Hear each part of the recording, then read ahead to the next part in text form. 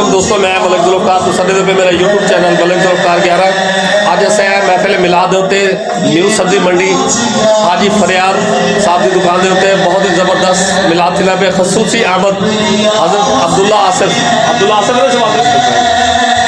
آصف دی آمد ہے مولانا ثاقب رضا دے خاص شاگرد بہت ہی زبردست میلاد تھی پہ بات بھائی اپنا عبداللہ آصف صاحب اپنے پہ جی نکل پہ بس 5 منٹ میں ابھی پہنچ جائیں گے انشاءاللہ محفل کا آغاز شروع ہو جائے گا لنگر وغیرہ کا پروگرام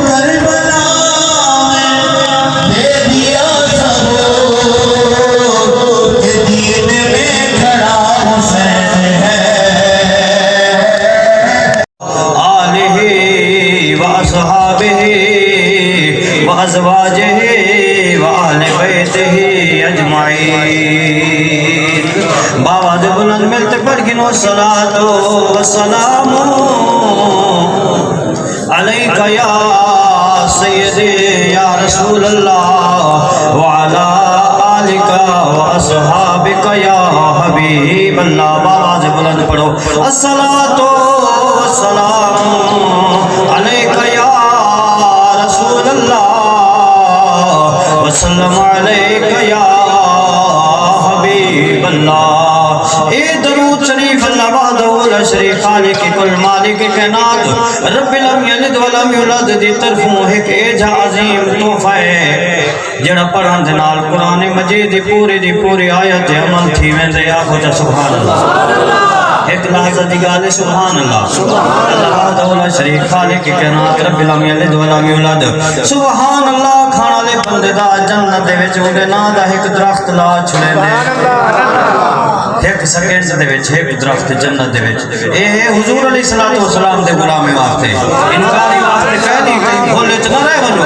حضور علیہ الصلوۃ والسلام تے اعتراض کران والے ہے صحیح و عقیدہ واسطے جدا عقیدہ صحیح ہے ہوں واسطے اے جنت دے درخت ہوں واسطے جڑا اندروں ٹھر تے آتے سبحان اللہ. رسول ہوئے عشق رسول ہوئے یہ نہ ہوئے جو درود و سلام پر ہر اعتراض کیتی بیٹھا ہوئے.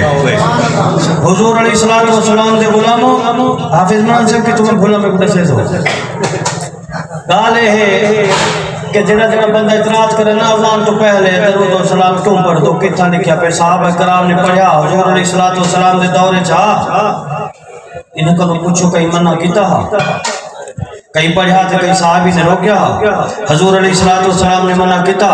او حضور علیہ السلام دی حدیث سنو. آقا علیہ السلام کالی کمری والے آقا مدینے والے تاجدار ختم رسول تاجدار انبیاء سید اللہ مبارک کھلن گلاب دیا پتیاں گرن. آپ علیہ السلام نے فرمائے جی چنگا کام کرو کوئی بھی چنگا کام کرو سب تو پہلے میری ذات اطہر تے درود و سلام پڑھو. من دسو اذان چنگا کام ہے یا مارا کام ہے؟ برادری والے فیصلے والے بندے بیٹھو ذری بولو نا. اذان چنگا کام ہے یا مارا کام ہے؟ چنگا کام ہے نا. صحیح چنگے کام تو پہلے حضور علیہ الصلوۃ والسلام کی ذات اطہر تے درود و سلام پڑھسوں. حضور علیہ الصلوۃ والسلام دے غلاموں آقا علیہ السلام دی شان اللہ وحدہ لا شریک نے برا بنائیے ورفعنا لک ذکرک مالک کائنات خالق کائنات دا فرمان ہے تیرے تے میرے گھٹاواں نال بھلا کتھا صحیح دی شان گھٹ دی ہے. آکھو جا سبحان اللہ. نعرہ تکبیر نعرہ أهلا مرحبا يا كرام الوجوه لكم تزدهي أحرفي والجمل بقاعة زهر وفرحة عمر وسعد أطل وسعد مجھے بتاؤ اس نبی کا ذکر نہ کروں گلی گلی چراغا نہ کروں ان کے تذکروں کی خوشبو سے مست نہ ہو جاؤں. کائنات کے اندر جتنا چراغا ہے آمنہ کے لال کے قدموں کا صدقہ ہے.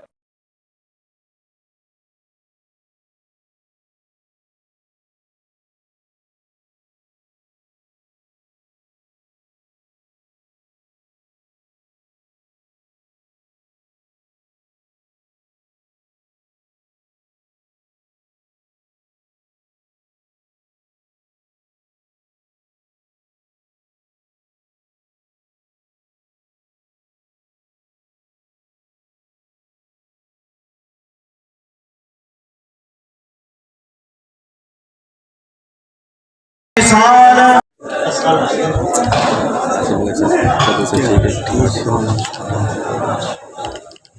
تشریف فرما ہوئے اپنے نورانی بیان سے ہمارے دلوں کو منور فرمائیں گے.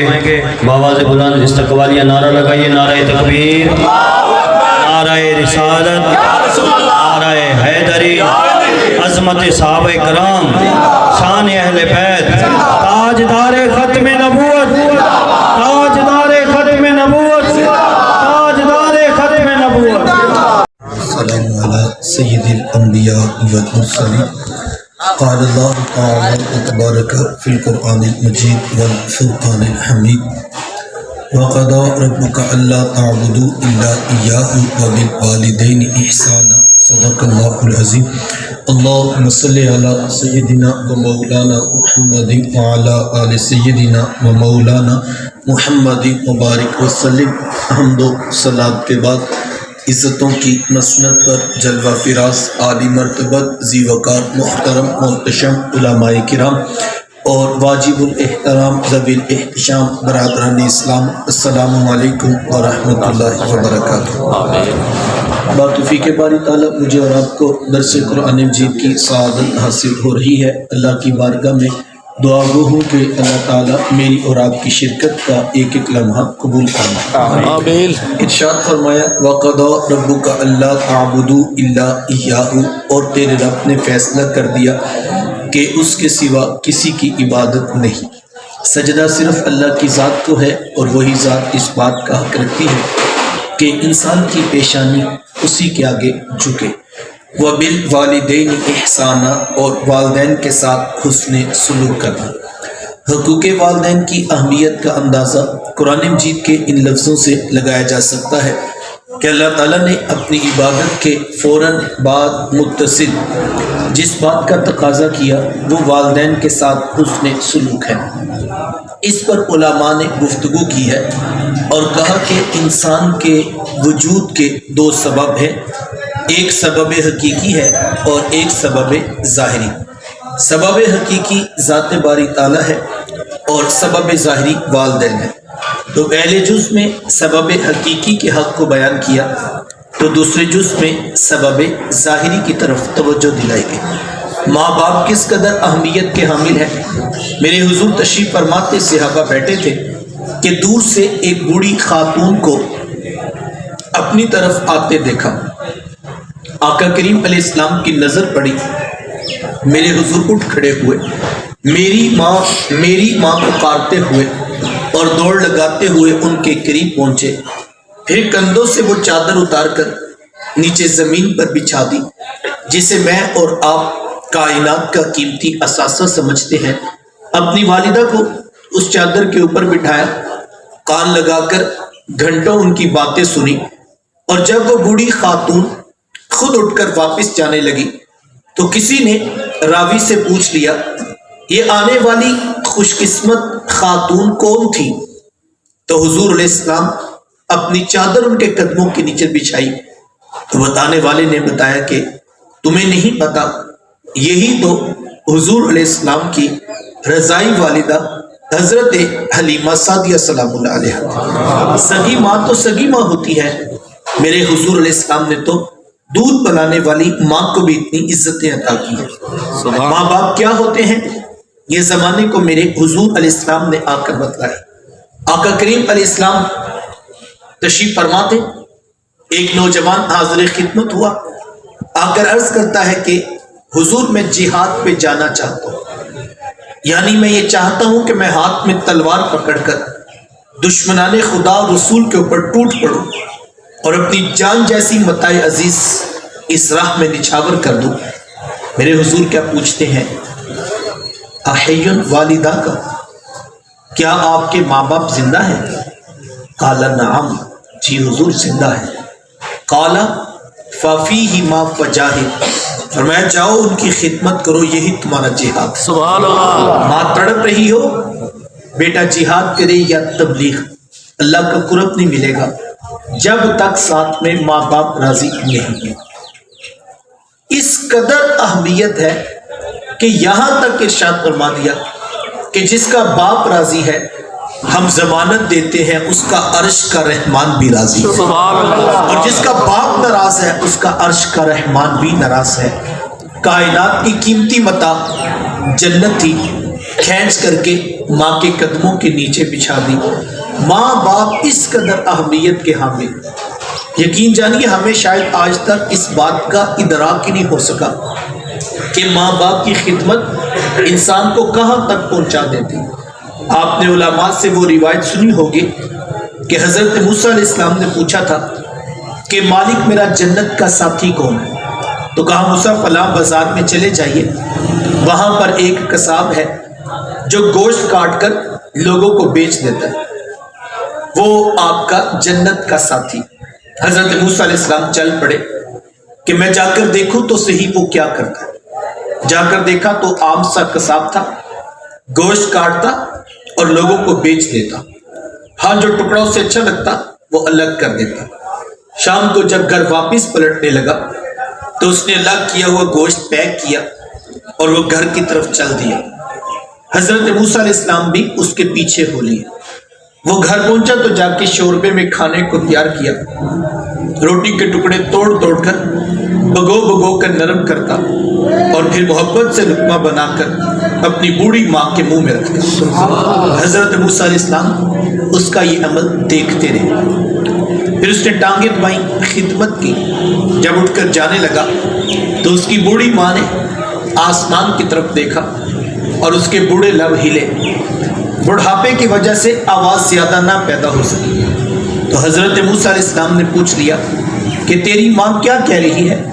تو اس نے کہا حضرت میری ماں بڑی سادہ ہے، جب شام رات آ کر یوں اس کی خدمت کرتا ہوں تو یہ روزانہ آسمان کی طرف منہ کر کے کہتی ہے کہ اللہ تجھے جنت میں موسیٰ کا ساتھ عطا کرے. سبحان اللہ. اور میں کہتا ہوں ماں تو بڑی سادہ ہے، کہاں کوہ طور پہ بیٹھ کر ڈائریکٹ رب سے باتیں کرنے والے پیغمبر حضرت موسیٰ علیہ السلام، اور کہاں میرے جیسا عام سا گناہگار آدمی.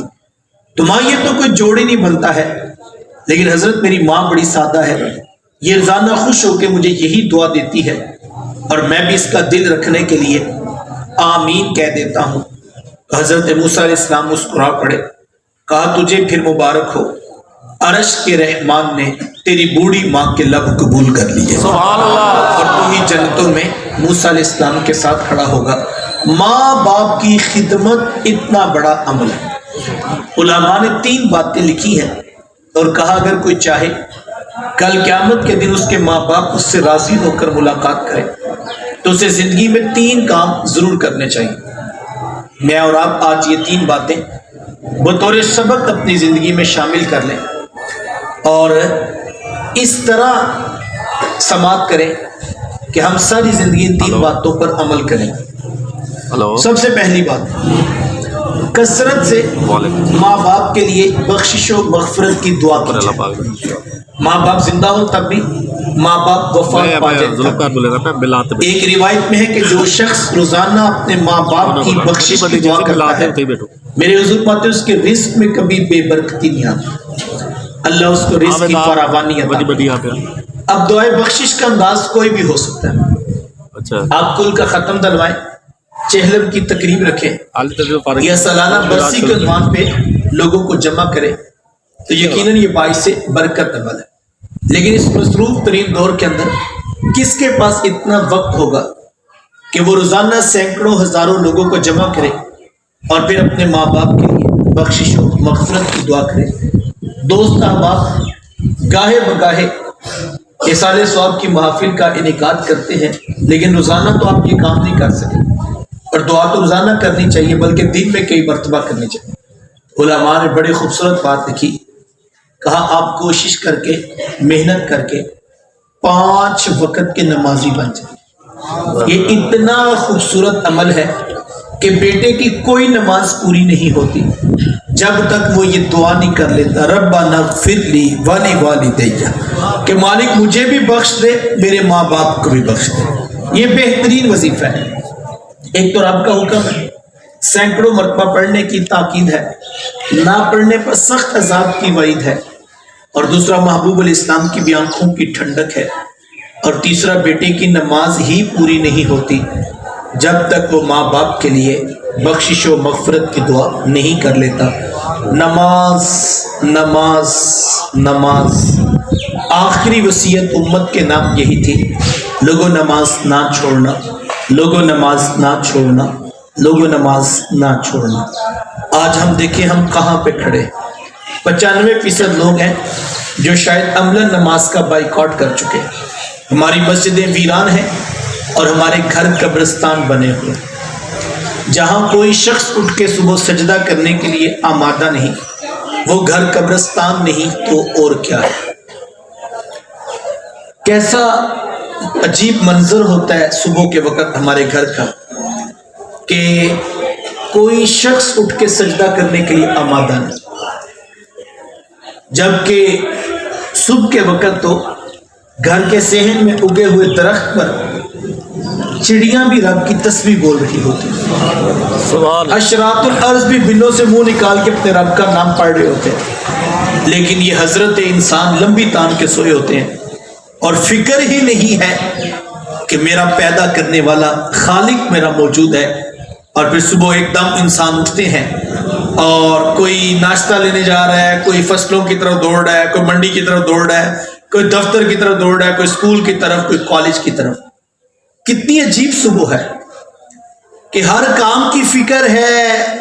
7:30 بجے پورا خاندان جاگ رہا ہے، 1 گھنٹہ پہلے کہتے جناب نیند نہیں پوری ہوتی، میں کہتا ہوں آج کل تو لمبی رات ہے، 6:30 بجے فجر 6:25 پہ آ گئی، تو اب 1 گھنٹے میں کوئی زیادہ نیند تو نہیں پوری ہونی۔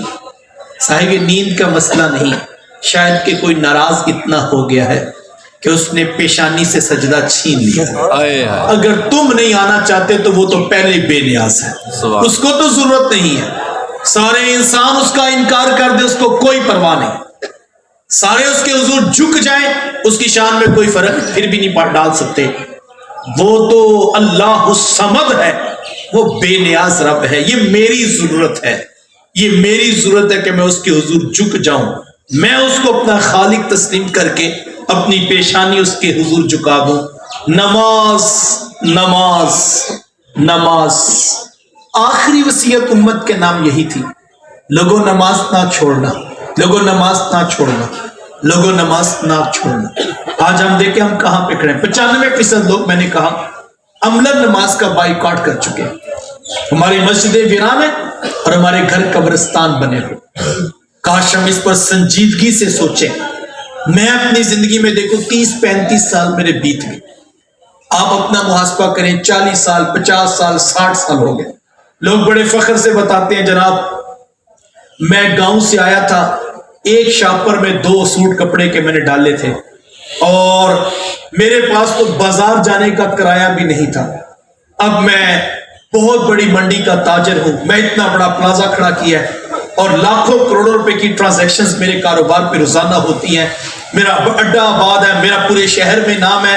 اور مجھے اچھی طرح جناب یاد ہے ایک وقت وہ تھا کہ میرے پاس 10 روپے کرایہ دینے کے بھی نہیں تھے اور میں پیدل چل کے بازار تک جاتا تھا، اور لوگ بڑے فخر سے یہ بتاتے ہیں۔ میں کہتا ہوں اچھی بات ہے، لیکن ذرا توجہ کیجئے گا، میں کہتا ہوں یہ آپ کا کمال تو نہیں ہے، جو آپ کہانی سنا رہے ہیں یہ تو اس کے کرم کی داستان ہے۔ جس بات پہ آپ ناز ہے کہ میں یہاں سے 2 سوٹ کپڑے کے لے کر آیا تھا، آج پورا شہر مجھے جانتا ہے، میں کہتا ہوں یہ آپ کا کمال، یہ اس کے کرم کی داستان ہے۔ سوال یہ ہے اس نے تو اتنا کرم کیا، گاؤں دیہات سے اٹھا کے تیسری نسل کو بھی کاروبار کے مرکز پہ بٹھا دیا۔ سوال یہ ہے جناب آپ نے اس سے کیا وفا کی، آپ کتنی بار اس کے حضور جھکے، آپ نے کتنا اس کے نام پہ خرچ کیا، آپ نے زندگی کی کتنی راتیں، کتنے دن، کتنے گھنٹے اس کے لیے گزارے۔ ہماری تو یہ کیفیت ہے، ہمارے لیے تو 10 منٹ کی نماز بھی مشکل ہوگی، ہمارے لیے تو سال کے بعد 2.5% دینا بھی اس کے نام کا مشکل ہو گیا، اور اس کے لیے بھی ہم سوچتے ہیں اس وقت کے ملک کی حالات ٹھیک نہیں ہے، اس وقت تو ذرا مشکل ہے، جبکہ اسی سال میں بیٹے کی شادی کی تو 25 لاکھ روپے یوں ہی اڑا دیا تاکہ پورے شہر کو پتہ لگے تاجر برادری کھڑی ہے۔ الیکشن آئے تو 10-10 لاکھ روپے یوں ہی MPS کی دعوتوں میں اڑا دیا۔ 2.5% زکوٰۃ کی باری آئی تو ہم خاموش ہو گئے، اور ہم نے کہا دیکھتے ہیں ابھی اس وقت تو پوزیشن ایسی نہیں ہے۔ اللہ اکبر، جب میں کہتا ہوں الہی میرے احوال دیکھ، हुक्म होता है बंदे अपने नामा अमाल तो देख, हम भी तो देखे हमने क्या किया। तो कमाल उसका है, करम उसका है, उसने आपको कहां से उठाया, मुझे कहां से उठाया, कहां तक पहुंचा दिया। सवाल ये है, सोचने की बात ये है, हमने उसके करम का क्या रिवॉर्ड दिया, हमने उसके रिटर्न में क्या पे बैक किया, हमने उससे कितनी वफा की। उसको तो जरूरत नहीं है, वो तो बेनियास है। लेकिन सवाल ये है, कल क़यामत के दिन वो पूछेगा, मैंने इतना कुछ तुम्हें अता किया, तुम माला तुसअलुन्ना यौमइदिन अनिन नईम। कुरान कहता है फिर वो एक एक नेमत के बारे पूछेगा। पूछा गया हुजूर कौन सी नेमतें हैं जिनके बारे रब पूछेगा। फरमाया वो ठंडे पानी है, वो दरख्तों के घने साए हैं। इतनी नेमत कभी पूछेगा कि तुम्हें दरख्त की घनी छांव दी थी, तूने चश्मे का ठंडा पानी पीने के लिए दिया था, बता तूने उन मेरे नेमतों के साथ क्या किया। तो आज मौका है, आज वक्त है आपके पास, आज मेरे पास वक्त है। कभी ऐसी गुफ्तगू चली, बात समझ आई, कुरान की कोई आयत, हदीस का कोई जुज, लरसता हुआ दिल, टपकते हुए आंसू, ये हकीकत खोल रहे थे यार, बातें तो वाकई सच्ची हैं, हकीकत यही है। तो उसके बाद ये कह देना जी इंशाअल्लाह कल से जनाब मैं नमाज शुरू करूंगा। मैं कहता हूं नहीं जनाब, कल क्या होती है, जरा पीछे पलट कर देखें, कितने कब्रिस्तान भरे पड़े हैं। कभी वहां गुजर के देखिए, कितने हैं जो कहते थे हम कल से शुरू करेंगे। जिंदगी की कल नहीं आई, लेकिन कब्र की रात आन पहुंची। काश हम इसके ऊपर गौर करें, अपने रब को राजी करने के लिए, अपने रब को राजी करने के लिए अपना वक़्त मुनज़्ज़म करो, अपने वक़्त में सजदे का वक़्त जरूर निकालो। सुबह से लेकर शाम तक सारी इबादत को मैं अगर नोट डाउन करूं तो शायद ये पूरे 1 घंटे की इबादत बनती है। 10 मिनट फजर के लगा लीजिए, 15 मिनट जोहर के लगा लीजिए, 10 असर के, 10 मगरिब के, और फिर 20 मिनट इशा के लगा लीजिए, ये 1 घंटे की इबादत बनती है। 24 घंटों में क्या मेरे पास 1 घंटा भी अपने रब के लिए नहीं? मैं अपने अंदर उतर जाऊं, आप अपना मुहासबा करें, अपने रब को राजी करने के लिए अपनी औलादों को उंगली पकड़ के मुसल्ले पे खड़ा करो। मैंने रात में किसी नशिस्त में कहा था, जब घर के मसाइल बढ़ जाएं और कुछ चीजें बाप अकेला मैनेज ना कर पाए तो फिर वो सोचता है कि मैं अपनी औलाद को अपने साथ बिठाता हूं, और उसके बाद वो बच्चों को बताता है बेटा इस वक्त मुआशी बहरान है, महंगाई का तूफान है और अखराजात ज्यादा है, तो तुम्हें मेरा साथ देना पड़ेगा। किसी बच्चे की पढ़ाई छुड़ा के उसको भी मजदूरी पे डाल दिया। बेटियों ने कहा कि हम भी स्कूल में जाके पढ़ा लेंगे, लेकिन हम आपके साथ खड़े हैं। घर वाली ने भी कहा चलो मैं सिलाई मशीन दोबारा निकाल लेती हूँ। हालात ऐसे बन के सारे कंप्रोमाइज कर रहे हैं। सब मामला का मैं नहीं जाऊंगा, तुमने जाना, चले जाओ। लेकिन घर वाली समझती है कि इसके साथ इज्जत नहीं बढ़ती। वो फिर बैठ के शाम को परिया बिठा ली, बेटा भी बैठ गया, बेटी भी बैठ गई, और हमने कहा कि अब्बा जी आपकी मेहरबानी, ये सजता नहीं है, चले माना उनकी गलतियां हैं, लेकिन आप हमारे लिए उठें, आप बिस्मिल्लाह करें, हम सुलह करते हैं। अच्छी बात है, मेरा रसूल, मेरे दिन, मेरी शरीयत, मेरे नबी का पैगाम ये कहता है। घर का कोई मसला हो जाए सारे बैठ जाते हैं, सारे खुद को रिवाइज करते हैं, एक ना मान रहा हो सारे उसको मनाते हैं। मैं कहता हूँ हर मसले पे हम कंप्रोमाइज करते हैं, हर मसले पे हम बच्चों को बिठा लेते हैं, बेटी को बिठा लेते हैं, बीवी को बिठा लेते हैं। यार कितने मसले होंगे, जरूर बिठा लिए, हल कर लिए हमने, लेकिन नमाज अहम तरीन मसला है। इस पर अभी तक हम क्यों नहीं बैठे? इस पर हमने क्यों नहीं बच्चे के साथ अलग मीटिंग की, बहन के साथ अलग मीटिंग नहीं की, बेटी को क्यों नहीं बिठाया, घर वाली के साथ हम क्यों नहीं इस मौजू पर बैठे कि हमारे 4 बच्चे हैं, एक भी नमाजी नहीं। कल मैं रब को क्या जवाब दूंगा, तू रब को क्या बताएगी कि हमने क्यों अपनी औलाद को नमाजी नहीं बनाया? हमने डॉक्टर बना दिया, हमने इंजीनियर बना दिया, हमने बैरूने मुल्क से बेटों को तालीम दिलवाई, हमने कारोबारी सारे गुर उनको सिखा दिए, हमने ओढ़ना पहनना, बरादरी के साथ बर्तावा, हमने सब कुछ सिखाया। लेकिन कैसी अजीब बात है, 4 पुत्र हैं, एक भी नमाजी नहीं है। ना इधर उधर की बात कर, मुझे ये बता काफिला क्यों लुटा, मुझे रहसनों से गर्ज नहीं, तेरी राहबरी का सवाल है। तू घर का हाकिम था, तू सरबरा था, तू चाहता तो तू अपनी औलाद को अपने साथ खड़ा करता, उंगली पकड़कर मुसल्ले पे खड़ा करो। तरजीह अव्वल ये होनी चाहिए कि मेरी औलाद का मेरे रब से ताल्लुक पैदा हो जाए, میرا اپنے احکم الحاکمین خالق کے ساتھ تعلق قائم ہو جائے. میں کہتا ہوں اپنی اولاد کو تجارت ہی سکھاؤ, کاروبار سکھاؤ اپنی اولاد کو. 2 خوبیاں اس کے اندر اتار دو. ایک ان کو بتاؤ بیٹا سچ کے ساتھ کمانا, دوسرا ان کو بتانا امانت داری کے ساتھ کمانا. جھوٹ نہ بولنا, دھوکہ نہ دینا, فراڈ نہ کرنا, شارٹ کٹ نہ لینا. 2 خوبیاں اس کی روح میں اتار دو. جس شخص نے یہ 2 خوبیاں اپنے بیٹے کی روح میں اتار دی, بیٹا سارا دن منڈی میں بولی لگاتا ہے لیکن جھوٹ نہیں بولتا, کام نہیں تولتا, 2 نمبر 10 نمبر 20 نمبر نہیں 1 نمبر, اور جو پوزیشن ہے مال کی وہ بتاتا ہے. اللہ اکبر. میرے حضور فرماتے ہیں التاجر الصدوق الامین مع الانبیاء یوم القیامہ. فرمایا سچے اور امانت دار تاجر کل نبیوں کے ساتھ کھڑے کیے جائیں گے. مجھے بتاؤ جس باپ کا بیٹا نبیوں کی صف میں کھڑا ہوگا اس باپ کا چہرہ بھی تو دیکھنے والا ہوگا. دنیا میں وہ سچ بول رہا ہوگا, حوریں بھی آفری کر رہی ہوں گی, فرشتے بھی داد دے رہے ہوں گے. کیسا بیٹا تاجر بنا کے آیا ہے, اتنا سچا تاجر, اتنا امانت دار تاجر کہ جس کی زبان پہ کبھی جھوٹ نہیں آتا. اللہ اکبر. تو مجھے اور آپ کو تجارت میں بھی رسول اللہ صلی اللہ علیہ وسلم کی تعلیمات کو نہیں بولنا. یہ ہماری اولاد, یہ توشہ آخرت ہے. یہ صرف دنیا نہیں ہے, یہ آخرت بھی ہے صاحبو, یہ آخرت بھی ہے. ہمیں اس پہ بھی زور لگانا ہے. ان کو دین کے سانچے میں ڈال دو, کاروبار کریں, سارا دن لاکھوں روپے کمائیں, بڑی اچھی بات ہے, لیکن سچ کا کمائیں, دھوکے کا نہ کمائیں, جھوٹ کا نہ کمائیں, فراڈ کا نہ کمائیں, فریب سے نہ کمائیں. 100% سچ کے ساتھ اگر وہ تجارت کر رہے ہیں, کل یہی تجارت تمہیں اللہ کے نبیوں کا قرب عطا کرے گی. کل رب کی بارگاہ میں سرخرو ہو جاؤ گے. لیکن اگر جھوٹ بولا, دھوکہ دیا, فراڈ کیا, اور بچے کو بھی کہا پتر پروفٹ سارا کچھ ہوتا ہے, نہیں اس کو بتاؤ بیٹا پروفٹ سارا کچھ نہیں ہوتا, سونے محمد کی سنت سارا کچھ ہوتا ہے. ہمارے نبی نے اس تجارت سچ کے ساتھ کر کے دکھائی. آج کہا جاتا ہے جناب سچ بولے تو بکتا نہیں ہے. میں کہتا ہوں کوئی غیر مسلم کہے تو بات سمجھ میں آتی ہے, لیکن جن کے پیغمبر نے مکے میں تجارت کر کے دکھائی ہو, جن کے رسول نے بیرون شہر جا کے تجارت کر کے دکھائی ہو. اللہ اکبر. حضرت خدیجہ رضی اللہ تعالیٰ عنہ فرماتی ہیں کہ جب ہم نے حضور علیہ السلام کے ساتھ کاروباری معاملہ کیا تو میں نے اپنے غلام کو بھی ساتھ بھیج دیا, اور جب میرا غلام ساتھ گیا 10-15-20 دن کے بعد جب واپسی ہوئی تو اتنا نفع ہوا جتنا آج تک نہیں ہوا تھا. تو فرماتی کہ میں نے اپنے غلام سے پوچھا کہ ہم نے پہلی بار کوئی تجارت نہیں کی, اس سے پہلے بھی تجارت کرتے ہیں اور اس سے پہلے بھی ہم مال بیچتے ہیں, لیکن اتنا نفع تو کبھی نہیں ہوا جتنا محمد صلی اللہ علیہ وآلہ وسلم کی تجارت سے ہوا ہے. تو آخر اس کی کیا وجہ ہے؟ تو سنیے اس غلام کا جواب.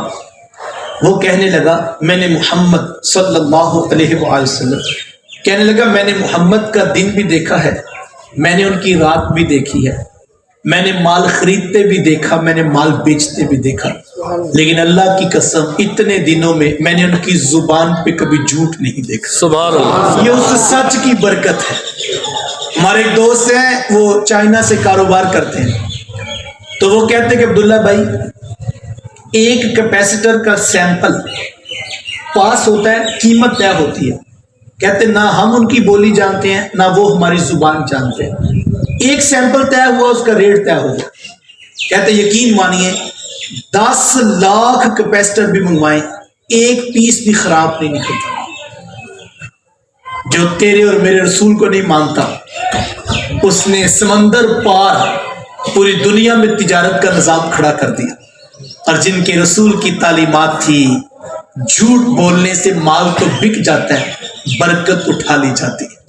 جن کے رسول نے سچ کے ساتھ کاروبار کر کے دکھایا وہ کہتے ہیں جناب سچ کے ساتھ بکتا نہیں, جھوٹ بولنا پڑتا ہے. کوئی کہتا ہے حضرت سسٹم نہیں چلتا. میں کہتا ہوں پوری دنیا سچ پہ کھڑی ہے. یہ آن لائن تجارت پوری دنیا میں ہو رہی ہے. کس بنیاد پہ ہو رہی ہے؟ سچ کی بنیاد پہ. ان کو پتا ہے کہ جو ہم نے اوپر لکھ دیا اندر وہی پتا ہے, اور منگوانے والے کو پتا ہے 100% وہی چیز ہوگی. لیکن ہم جھوٹ پہ کھڑے ہیں اس لیے ہمارا نہیں چلتا صاحب. ہم نے اندر کچھ رکھا ہے, اوپر کچھ رکھا ہے, درمیان میں کچھ رکھا ہے. اور جب جھوٹ سے ہم بیچ رہے ہیں اور پھر ہم کہتے ہیں چلتا نہیں ہے صاحب یہ ساری زندگی بھی لگے رہو کبھی نہیں چلے گا. سچ کے ساتھ کاروبار سچ سے چلتا ہے. یاد رکھنا کاروبار دامت تویزوں پھونکوں سے نہیں چلے گا. تیرے اور میرے نبی نے بتایا سچ کے ساتھ چلے گا. تم سچ بول کے دیکھو وقت لگے گا. کل ہم حکمران تھے, کل ہم بادشاہ تھے, کل ہم لیڈ کر رہے تھے, آج ہم محکوم ہو گئے. پوری دنیا غیر مسلموں کے نرغے میں آ گئی, قبضے میں آ گئی. کیوں؟ صاحب وہ سچ کے ساتھ کھڑے ہوئے. انہوں نے تیرے اور میرے نبی کی سیرت کا سچ مکے کی گلیوں سے اٹھایا, پوری دنیا میں تجارت کے مراکز قائم کر دیے. لیکن ہم جھوٹ کے ساتھ کھڑے ہیں. جب تک ہم سچ کے ساتھ نہیں کھڑے ہوں گے نتیجہ خیز تجارت نہیں ہوگی. کنویں کے بیل کی طرح ہم وہی چکر کاٹتے رہیں گے اور پھر وہی کھڑے ہوں گے اور وہی تھک کے گر جائیں گے. سچ کا کاروبار کرو, سچ کا کاروبار, یہ تمہیں دنیا بھی اچھی دے گا, کل قیامت کے دن نبیوں کا قرب بھی عطا ہوگا.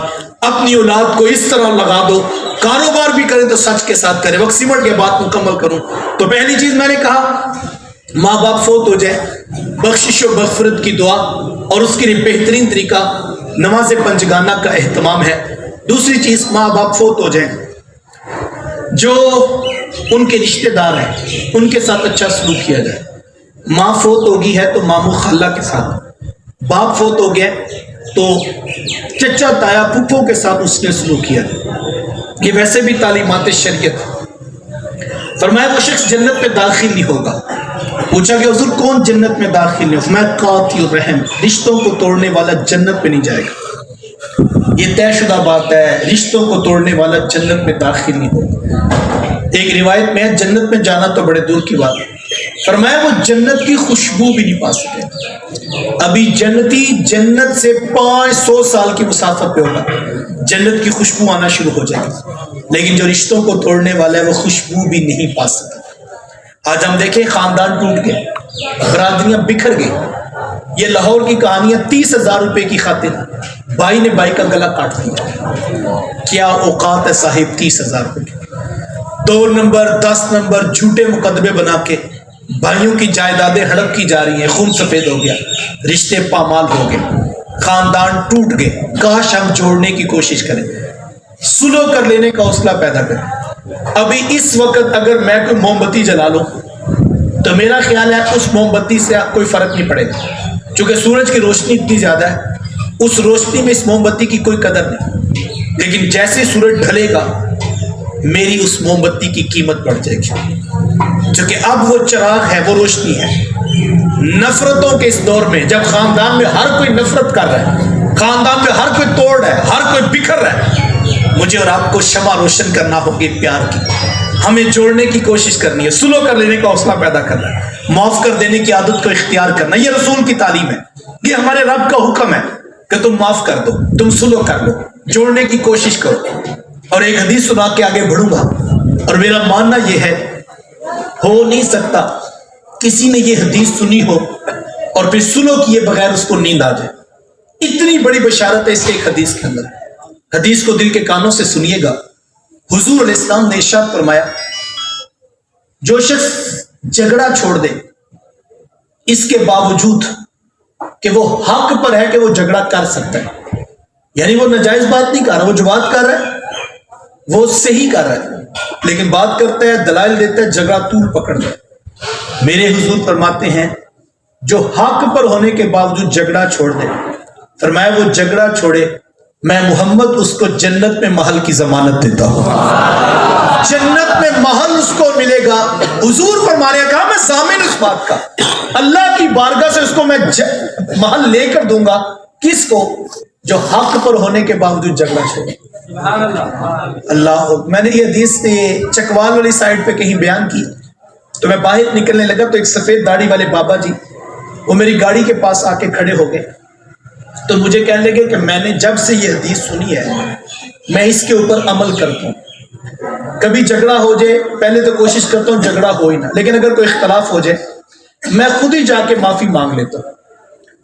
اب میری برادری والے, میرے خاندان والے میرا مذاق اڑاتے ہیں کہ بابا بھی کچھ ہے کہ اے جدور جھگڑا ہوتا ہے جا کے پہلے معافی مانگا تھا. تو لوگ میرا مذاق اڑاتے ہیں کہ یہ سلو کر لیتا ہے. تو میں نے کہا بابا جی پریشان نہ ہو، حضور نے بھی تو جنت کی ضمانت دی ہے، چاہے مشکل تو ہوگا، خاندان تو کہے گا کہ ہم تمہارے ساتھ کھڑے۔ بعض کا ایسا ہوتا ہے کوئی بندے کا اپنا اندر دل کر رہا تھا یا چلو سلو کر لیتا ہوں، لیکن خاندان والے کہتے ہیں تو کیوں لفتا ہے، ہم تیرے ساتھ کھڑے ہیں، ہم سب کو دیکھ لیں گے۔ تو میں نے کہا لوگ تو مذاق اڑائیں گے، حضور نے یوں ہی تو نہیں ضمانت دی ہے، جنت کی ضمانت، تو جنت میں محل، اور میں کہتا ہوں جس محل کی حضور نے ضمانت دی ہے وہ دیکھنے والا ہوگا۔ کیا محل ہوگا؟ کوئی اچھا تاجر خرید کے دے دے تو بندہ کہتا ہے جناب مجھے اس پہ یقین ہے، کہتے جناب آپ وزٹ تو کر لیں سودا، وہ کہتے جناب ہمیں پتہ ہے آپ اس فیلڈ کے ایکسپرٹ ہیں، تو آپ جو مکان خرید لیں وہ اچھا ہی ہوگا، یقین ہوتا ہے نا۔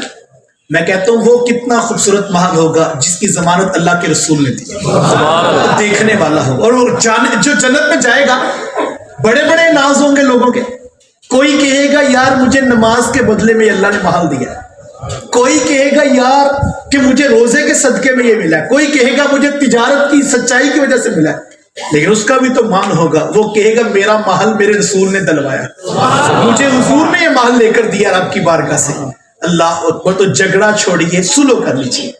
ایک اور بات بھی میں کہتا ہوں، میں نے دیکھا ہے عمومی طور پہ خاندان کے اندر جو جھگڑا ہوتا ہے بعض اوقات یا اکثر کہہ لیجئے جھگڑا دولت کی وجہ سے ہوتا ہے۔ مثال کے طور پہ ایک شخص نے 1 لاکھ روپیہ دینا ہے اور ایک نے اس سے وصول کرنا ہے، جس نے وصول کرنا ہے وہ چھوڑنے کے لیے آمادہ نہیں، پریا بیٹھ گئی، لوگوں نے کہا جی کیا مسئلہ ہے، کہا جی اس نے میرا 1 لاکھ روپیہ دینا ہے، تو جس نے دینا لوگوں نے پوچھا بھائی آپ نے 1 لاکھ روپیہ لیا ہے، وہ کہتا ہے جی بالکل لیا ہے، تو کہتے ہیں پھر واپس کر دو، وہ کہتے ہیں جی پوزیشن نہیں ہے واپس کیسے کرو، تو کہتے کہ اچھا بتاؤ کب تک کر دو گے، وہ کہتے جی پہلے بڑے وعدے کیے ہیں اب تو وعدہ کرنے کی بھی گنجائش نہیں، حالات ہی ایسے بن گئے، کاروبار کرتے تھے جب تھے ساتھ ساتھ دیتے تھے پیسے، اب پیسے نہیں ہیں تو اب پھنس گئے، ان کو وعدہ نہیں کر سکتے، لوگوں نے دیکھا کہ یار واقعی اس کی تو پوزیشن ہی نہیں ہے، اب لوگوں کا رخ دوسری طرف ہوا، کہا جناب سیٹھ صاحب آپ امیر آدمی ہیں، چلو یہ بیچارہ پھنس گیا ہے، جھگڑا ختم کریں آپ معاف کر دیں، تو وہ کہتا ہے